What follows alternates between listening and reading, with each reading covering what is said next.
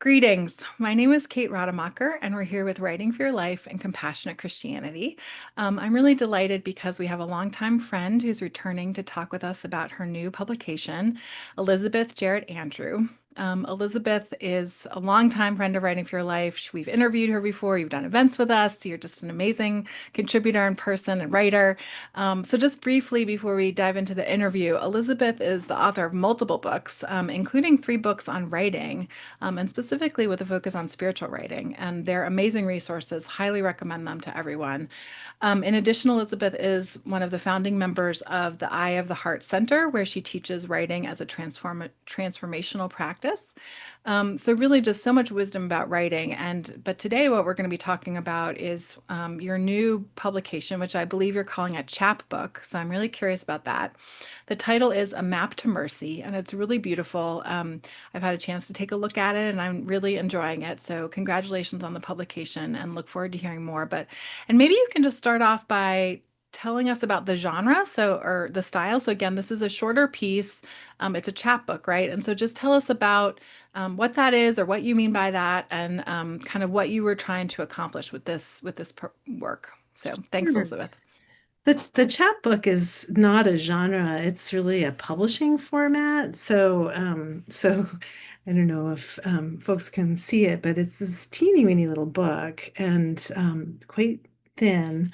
Traditionally, chapbooks were just stapled down the middle, and that's kind of what defined them. And almost always chapbooks refer to poetry collections.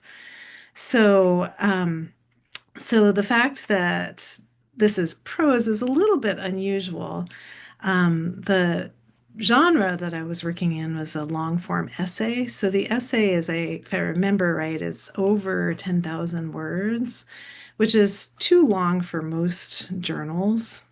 And so when I wrote it, I just assumed it was unpublishable. And it was the fact that Orison Press um, had a chapbook contest that included a call for prose that made me think, oh, maybe there is a place for this really awkwardly long essay.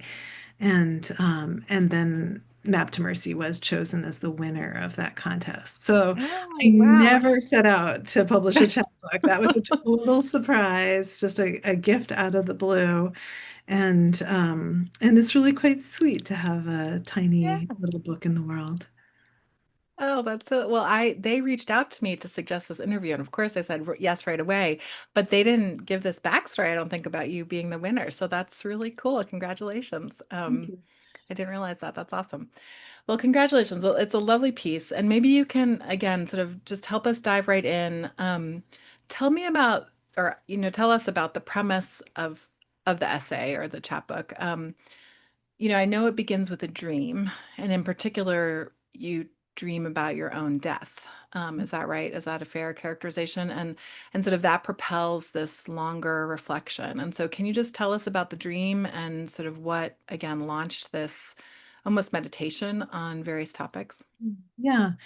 Yeah. So this was a number of years ago. I want to say 15 or so years ago. I had this dream where I had cancer and and oddly I was sitting in a hospital bed next to the oncologist who was wearing the white coat. And the most notable thing about him was he had a nose a lot like my uncle's.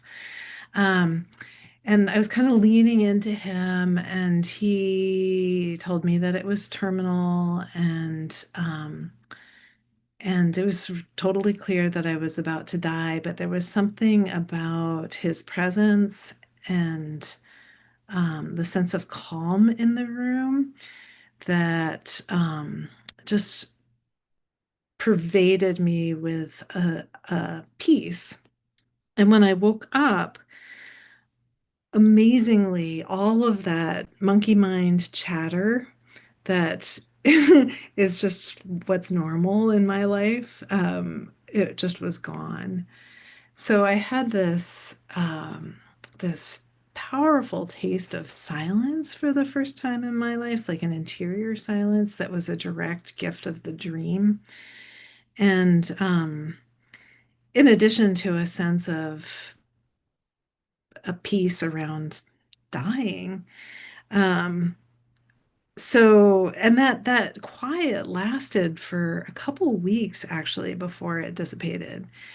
Um, so that experience was, I mean, I think of it now as a mystical experience, and it was deeply moving in many ways, disturbing, very perplexing. And it set off for me a quest to find a meditation practice that would connect me back to that silence. I had been practicing a kind of a a bad form of Buddhist meditation that was made up pretty much for years. So meditation wasn't new to me, but there was something about the power of that dream and missing that silence so much that made me take seriously for the first time um, prayer practice, like practice, meditation practice. I also had a whole series of coincidences that connected me to centering prayer, which is the ancient Christian form of silent meditation. And so the origin of the essay was really simply me trying to find my way.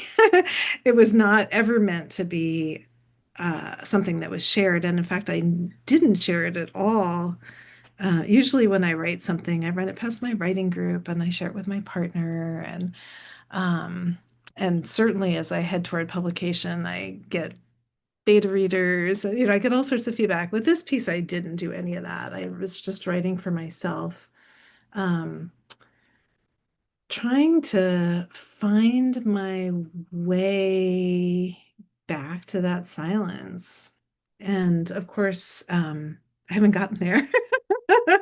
Um, but I did find my way into centering prayer and this deep tradition of, in the Christian mystical lineage, of receptivity, of listening, and found that practice to be infinitely rich. So basically what I was doing was using this essay as this catch-all for reflections as I was finding my way with centering prayer. And I had lots of periods of like, I don't like this practice. As a woman, I find a lot of this really patriarchal. As a um, contemporary woman, I find this really antiquated, and like, so there's a lot of rebelling in in this piece. And falling back into the wisdom of the practice and the lineage, hopefully with some humility and grace.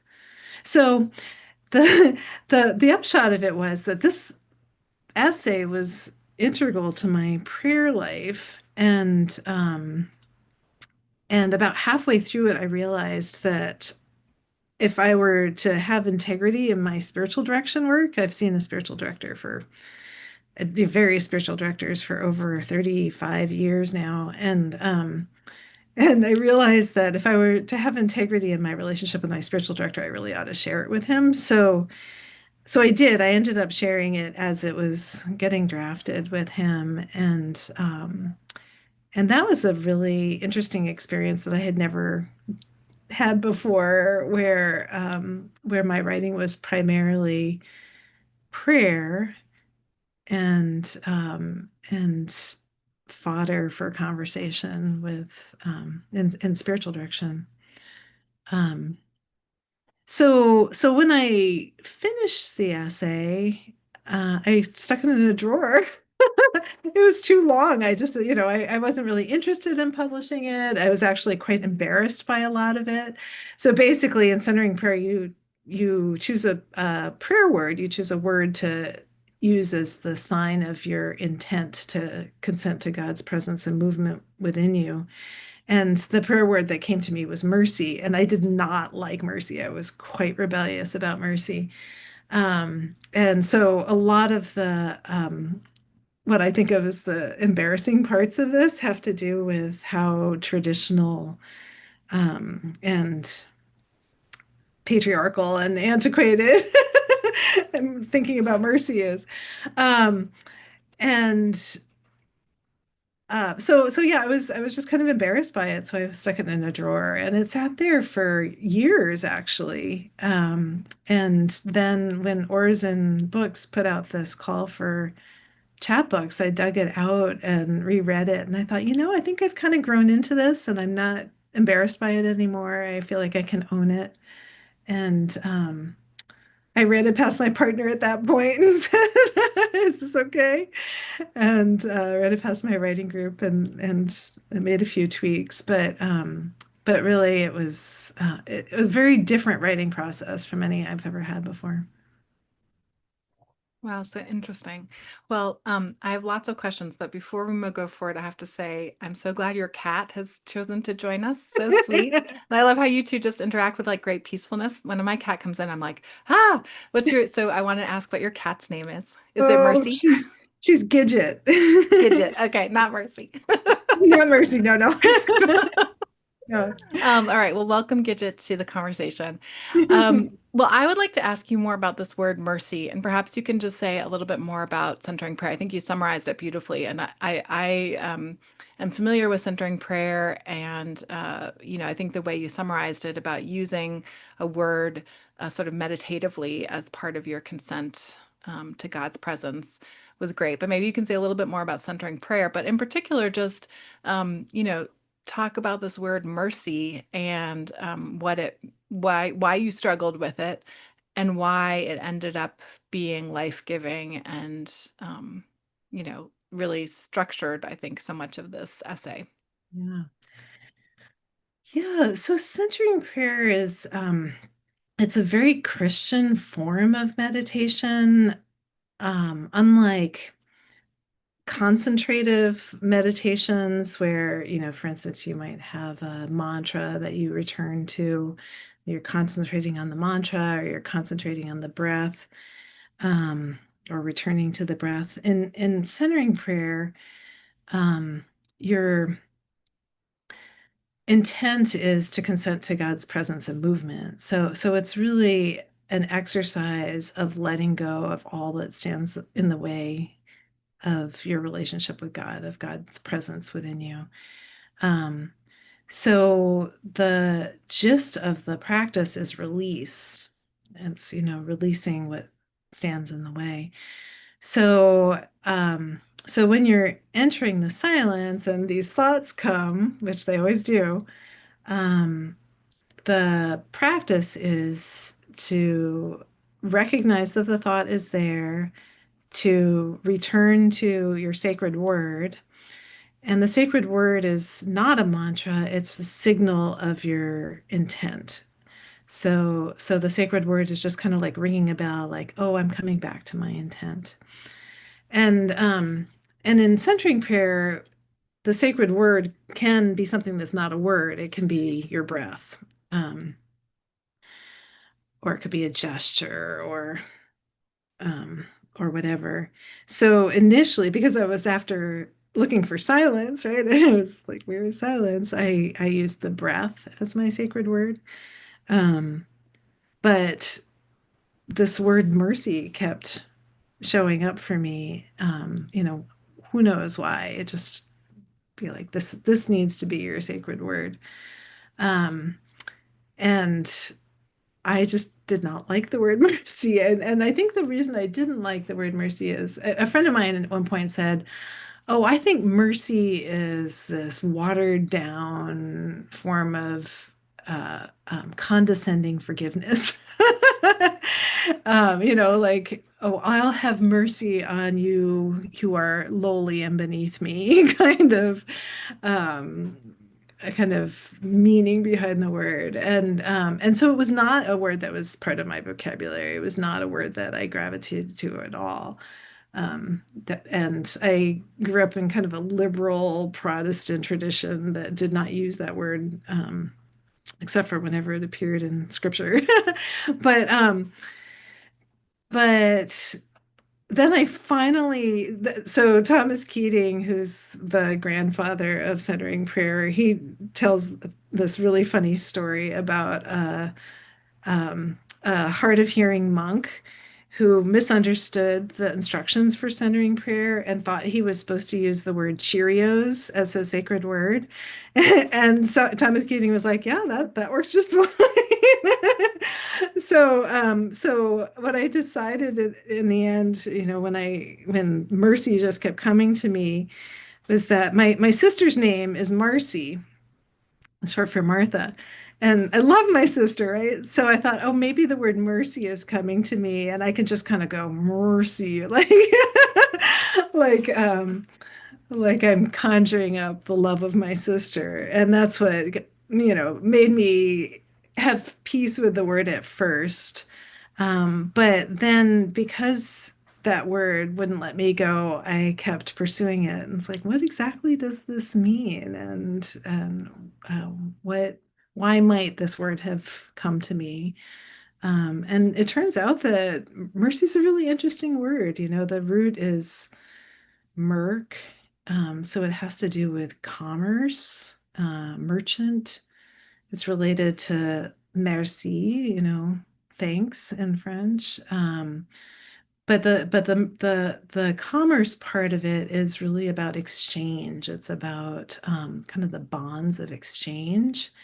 And so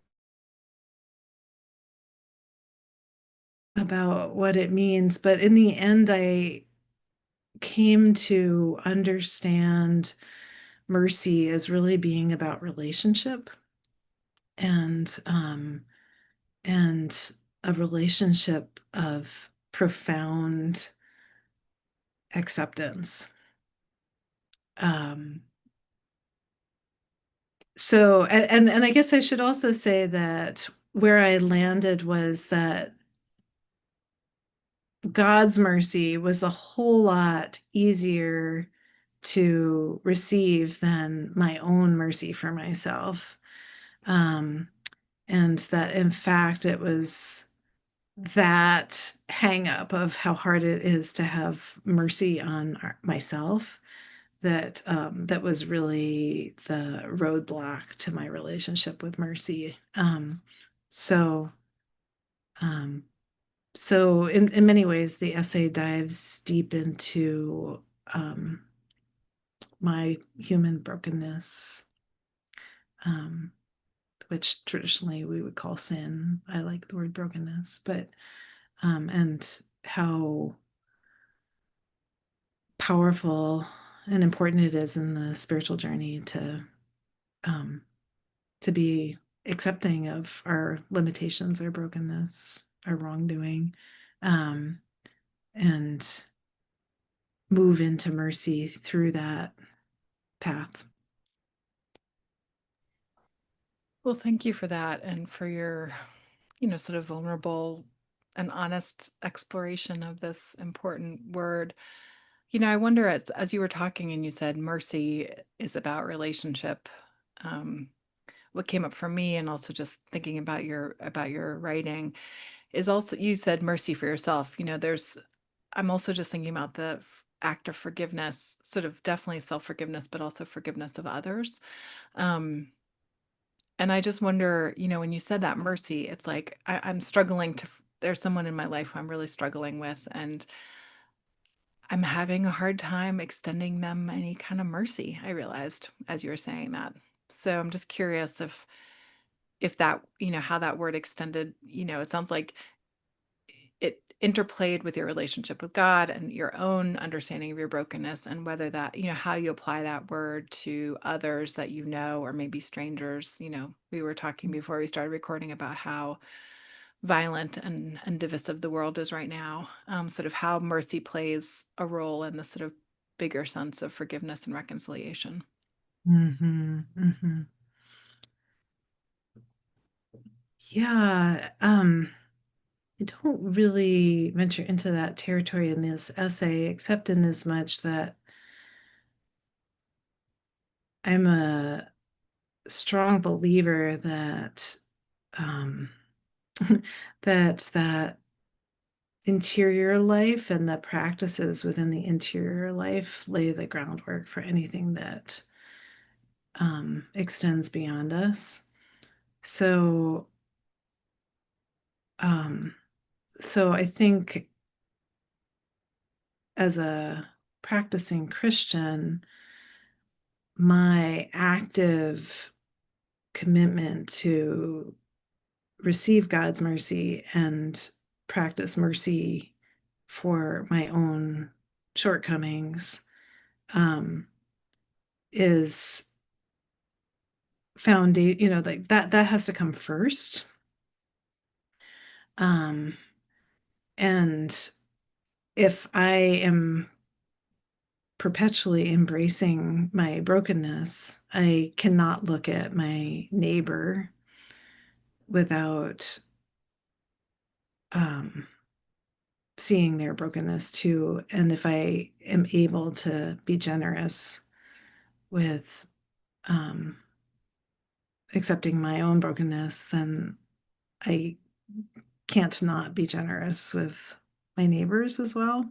So I don't know. I guess that's not really a clear answer, except that um, I think that personal practice is really key. Yeah. No, I think that's really helpful. Thank you. Mm. Um, well, maybe again, one thing I really love about this piece is that it is such a inviting meditation on these different Christian contemplative practices. And so you've talked about centering prayer, and you also kind of more briefly talk about the Jesus prayer, and sort of how you stumble into the Jesus prayer. So can you again, sort of, for those who aren't familiar with the Jesus prayer or sort of how it's used meditatively, can you just describe it, and then sort of how this kind of interplayed with your centering prayer practice? The the practice of using a sacred word and centering prayer began with the desert monastics. So way back in like the third and fourth century, there was this movement of early Christians into the desert to practice the teachings of Jesus more seriously. And so those Egyptian mothers and fathers they basically were imitating Jesus when he was in the 40 days in the wilderness being tempted by the devil. And so, what Jesus did when the devil would tempt him was Jesus would quote scripture. And that would be kind of the way that he would dismiss the devil. So, these early monastics experimented with, what's the ideal thing to repeat when temptation arises, and for meditation, any sort of thought, any sort of distraction from complete receptivity to God is the devil, or is temptation. Today we don't think about thoughts as being bad, and in fact I address that, but but that was just kind of the worldview there. So they landed on the Jesus prayer, which is Lord Jesus, Son of God, have mercy on me, a sinner, is kind of like the full thing, um, as the ideal phrase to say when they wanted to kind of return to complete consent to God's presence. So that Jesus prayer has really a a deep, long lineage. And in the West, at least in Protestantism, we've really lost any connection to it. It's still very much alive in Eastern Orthodoxy, and people around the world still use that as a primary prayer practice. In fact, if you're in Greece or kind of Eastern Europe, and you see people using prayer beads, Christians using prayer beads, they're saying the Jesus prayer. Um, so when I learned that information, that's what I had another hissy fit because I didn't want to be connected to that prayer at all. In many ways, that prayer kind of got under my skin. So I really rebelled against it, so that idea of using a sacred word is really in that lineage of using the Jesus prayer. Um, what I came to learn through reading a lot about the Jesus prayer is that that's actually what they call Christian yoga. It's a form of Christian yoga. And as a practice of as kind of a really physical, full-bodied practice. So you're supposed to say it out loud. There's a great Russian story about, it's called The Way of the Pilgrim, about a pilgrim who is repeating it something like 10,000 times a day as he's walking. Um, and the more I learned about it, the more I came to appreciate its lineage and how physical it is, how it becomes this, kind of like this bead on a chain that you can kind of hold. So I don't know. It's not. I still kind of have an abbreviated version. But when I learned that you're supposed to, in order to really get the full benefits of centering prayer, do it twice a day, and I was raising a little girl at that point, and had, self-employed, there was just no way I could do two more sets of centering prayer in a day.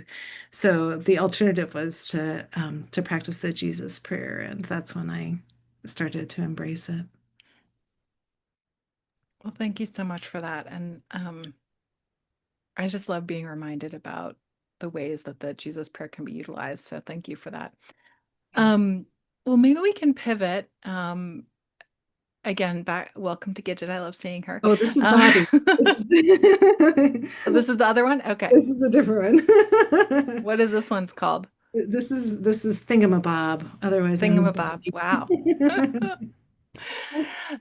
They must be disruptive for your centering prayer practice. They are.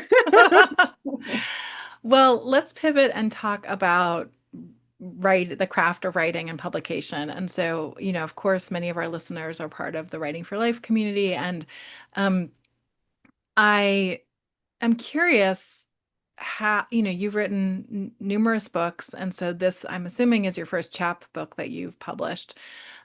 What's different about it? Have there been any surprises or gifts or sort of aha moments? And or just do you have any in this season of your life kind of advice for newer emerging writers, kind of that's kind of on your heart? So that's kind of a double-barreled question, but you can take it however Yeah. you want. Yeah. I think the thing that is surprising about this book is how easy publication was, simply because I won that contest. So, I've I have six other books before this one, and that journey into publication is so hard. Um, and I think it's really the exception to have something go as smoothly as this book has. Um, what I've learned from this and is actively informing how I'm writing now is the real value of writing in what I call a cloud of privacy, or a cloud of, I like the cloud of unknowing is one of my favorite mystical texts. And I teach this idea all the time, but I feel like I'm still growing into it, that early on in a writing project, it's so life-giving to surround ourselves with this cloud of privacy where where we can be heretical and make mistakes and be exploratory, but most of all, not worry about readers. I think um, a lot of people who write and a lot of instruction around writing um, assumes that the readers are foremost in the writer's mind from the get-go. And there's definitely forms of writing where that's true. You know, all of my books about writing have writers in mind. So they have been at the forefront of my mind. But for creative work, um, I'm a I've always been a believer that that cloud of privacy is essential to being honest and being fully creative. And it's not easy to dismiss the reader, but we can practice it and get better at it. So Stephen King says, write with the door closed, rewrite with the door open. I always say, write with the door closed, then really slowly open your door to the reader, even if, um, and that's even metaphorical that writing with the door closed is like in your psyche. Don't be saying, what will my mother think? Or, what will will this sell or who cares? But to really close the door to all readers. Um, and I always also like to quote Robert Frost as saying, no tears for the writer, no tears for the reader, no surprise for the writer, no surprise for the reader. Um, and I think what he's getting at is that if we as writers give ourselves a space where we're just writing for us, where we can cry and where we are surprised by what comes out, that only then those surprises and those tears implant themselves in our writing and become available to a reader. So that's part of my philosophy, and it always has been. But with this project, I really followed my own advice in a way that I hadn't before, and to the extent where I never really crafted this for an audience. I did craft it because crafting it was part of helping me think clearly about the ideas. But but until I started sharing it with my spiritual director, I really was not considering what other people would think. And even with him, I wasn't, I didn't really care what he thought. So so I think a lot of again, I don't know how artful this essay is or what, but I do know it's true, and I know it is a very honest rendering of my prayer life and my journey with this form of prayer. Um, and with the idea of mercy and kind of reclaiming um, mercy not just as a valuable um, thing, but actually as the central quality of God. Um, so um, so in any case, I think that there was something about that deep privacy that was profoundly nurturing, and I'm taking a lesson from that and really allowing myself that long deep space without worry about crafting for an audience. Um, and honestly, I think I'm doing some of the best writing I've ever done as a result. Well, I love that. Thank you so much. And I love hearing you talk about writing. And I know you're going to be doing a session with Writing for Life later this year. So I'm so excited because just everything you say resonates so deeply. And I'm working on a new project right now, and I'm really struggling with exactly with what you're saying of how much to be crafting it for the other, for the reader versus I love that taking sort of the cloud of privacy. And so this is very encouraging for me. So thank you so much. We just Great. had a session with Writing for Life on trauma informed writing. Mm, And I think that this is particularly relevant to that mhm. conversation too, because one of the facilitator talked about sort of how we can re-stimulate our own trauma by when we write about it. And so again, if there's a real gentleness and privacy in that, maybe that can also help mitigate some of the ways that we could be triggered as we're writing about the most difficult things. So Absolutely. well, Yeah. now, maybe as a final question, and then I want to ask you sort of where we can find the chapbook and sort of where we can find your work. But before that, now that it is out in the world, you wrote it, not, it sounds like even more than the cloud of privacy. You truly didn't think you were going to publish this when you wrote it. But I love also just what you said. I just want to affirm like that you wrote it carefully and skillfully because it helped clarify the thinking. And I love that. I mean, that's why one of the reasons I love writing is it just helps process that's Yeah. information or ideas. Um, now that it is out in the world, how does it feel? And again, I really love this piece because it does. I'm a big contemplative prayer, Christian prayer person too, and so you write about it with such honesty and beautifully. How does it feel to have it out in the world now? Yeah, I do feel a little shy about it yet, but it has enabled conversations like this, which are uncommon in my life, and I love talking about prayer. I mean, this really is the um, central piece of my being, and so it's a real gift to be able to share it. Um, so yeah, it's great. In terms of where people can find it, it should be available through any bookstore. You likely would have to order it because bookstores don't keep chapbooks on the shelves because they're too narrow to see. But it is available through Ingram and Baker Taylor. So where I would send people is either to the publisher, Orison Books, or to Bookshop, which is alternative to Amazon that supports independent bookstores. It's in an ebook too, so you can just download it if that's easier. Well, I have a digital copy, but I really want a hard copy, so I think I'm going to order it on Bookshop. That's a good idea. It's I'm cute. glad to hear. I was curious whether the sort of chapbook format would be as relatively available on some of those platforms. So I'm glad to hear that's the case. Yeah. Well, Elizabeth, congratulations. As I said, totally, and I mean it.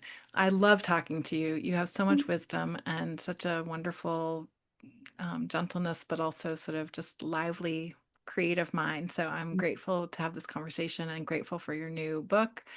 Again, the title is A Map to Mercy. And hopefully everyone will check it out. And again, we look forward to having you back at Writing for Life later this year. But in the meantime, thank you so much and blessings as you continue this launch. Thank you so much, Kate. It's a delight to talk. All right, take care. Thanks again. Thank you. Bye-bye.